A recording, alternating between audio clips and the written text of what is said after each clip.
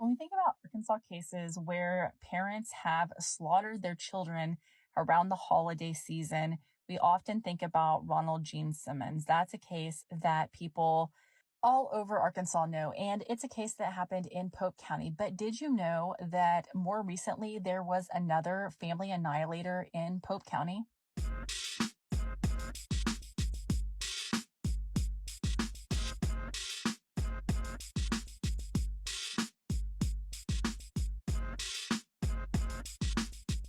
I remember it so clearly. It was on December 25th, 2020. I remember seeing the news that there had been several bodies found at a home in Pope County near Atkins. And I remember thinking, I wonder what happened to this family. I wonder who went into this home and killed these innocent little kids. But the reality of what happened was much worse than anything that I could have imagined as I watched the TV or anything that anyone else could have imagined, especially the families that were actually affected by this massacre. On December 25th, 2020, the adult son of Patricia Patrick showed up at her home at 5173 Pine Ridge Road, that, like I said, was near Atkins, for Christmas. They were going to have their family Christmas celebration that day, but there wasn't an answer at the door. So the son was able to make his way into the home. Inside the home, he made a shocking discovery. He found 5 bodies inside under the Christmas tree. Found that day were the bodies of 7-year-old Danielle, 10-year-old Lavina, 12-year-old Abigail, and 61-year-old Patricia Patrick, as well as 31-year-old Jaquita Chase. The father of one of the children, Dustin Countryman, who was the father of 10-year-old Lavina, has done interviews. One that I found was to a Woman's Own, and he told about his relationship with Lavina and information that he had surrounding that time period. When Dustin Countryman first met Jaquita Chase, she was a mother to 1-year-old Abigail Heflin. And according to Dustin, Jaquita was a good mother to Abigail, and soon after, during the time of their relationship, they had their daughter, Lavina, but at some point, Jaquita turned to drugs, and Dustin gave her a choice. It's either drugs or your family, and Jaquita could not make that choice. So Jaquita took her daughter, Abigail, and she left. Now, Dustin did say in his interview that he wished he could have kept Abigail, but he couldn't. That wasn't his child. So Dustin was the primary caregiver to Lavina until Jaquita eventually got sober. And when Jaquita did get sober, he allowed Jaquita to begin having a relationship with her daughter. That happened after Lavina turned 2 years old. Jaquita called and said she had gone to rehab. Dustin visited her and she appeared to be sober. So he allowed the relationship to start building slowly. It wasn't like he initially just sent Lavina to stay with Jaquita. It just worked up slowly where Lavina was spending more time with Jaquita.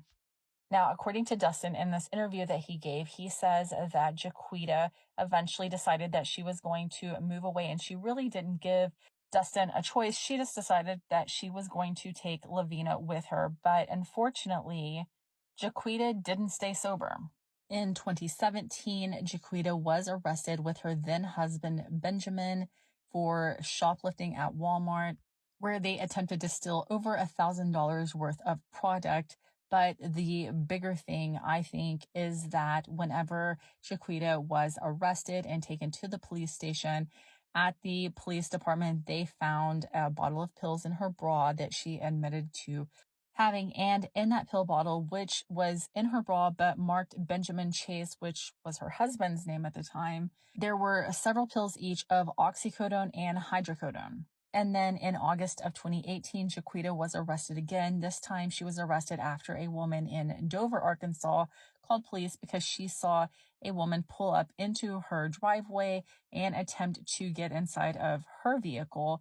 And then when she tried to stop the woman took off in the vehicle that she arrived in. Police tried to stop the woman. They were eventually able to, after the vehicle that she was driving was kind of wrecked.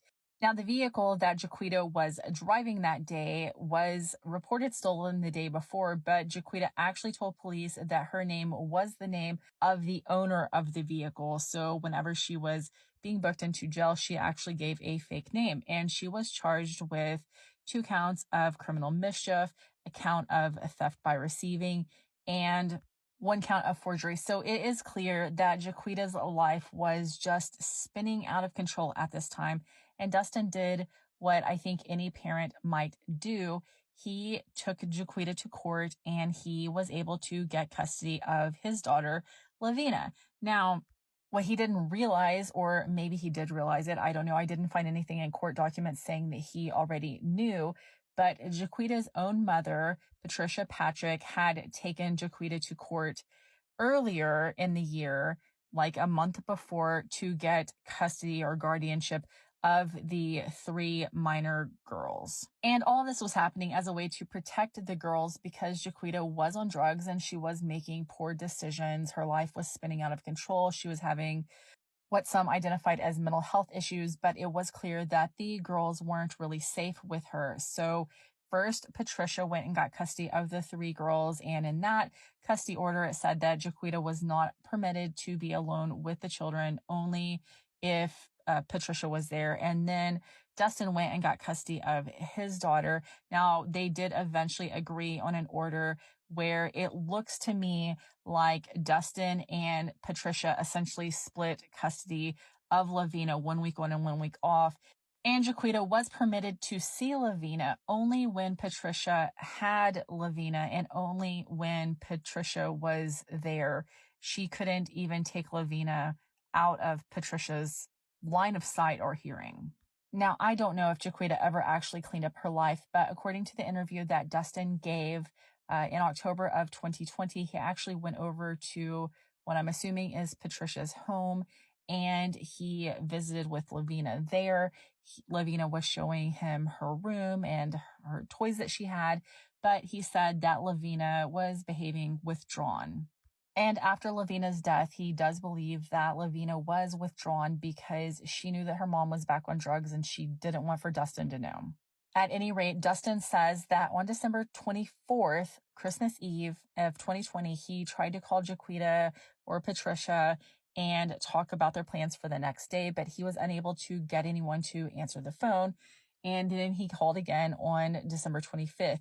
Now, they still didn't answer on the 25th, and he assumed that there was no answer because they were busy celebrating the holiday. He and his now wife then drove over to Patricia's home, and they weren't able to get any answer at the door. He said that it was just completely silent. He assumed that no one was home. It wasn't until the evening of December 25th, after the bodies were found, that he actually got a call from a cousin of Jaquita saying that they had all been murdered. Now, I do think that initially when this crime happened, police didn't really reveal a lot of details. It wasn't until later on they did start revealing details, and the evidence tells a story. The story that the evidence tells in this case was that on Christmas 2020, Jaquita shot each and every one of her little girls as well as her mother. She then took a hammer and she beat their bodies. It was a massive case of overkill. And you might wonder, why do I live in Arkansas but I haven't heard of this case? Well, the reason you probably haven't heard of it is because after Jaquita shot her children and shot her mother, and after she took a hammer and she beat their bodies, she shot herself. So there was never any person that was held responsible for taking these 4 innocent lives. And I can't speak for the fathers of Abigail or Danielle, but I was able to briefly message Dustin, and it is clear that Dustin has a very hard time dealing with this holiday and probably will for the rest of his life because his precious daughter was stolen away from him by an evil mother who, according to police, was in a drug psychosis state whenever she committed this heinous crime. As you spend this holiday season with your loved ones, please keep in mind families like this that have been forever affected by tragedy and will not get to spend this holiday season with their loved ones. Jaquita Chase was actually buried beside her young daughters, and so when people visit the cemetery, eventually memories will fade and she'll be remembered as a mother and not the vile murderer that she became before she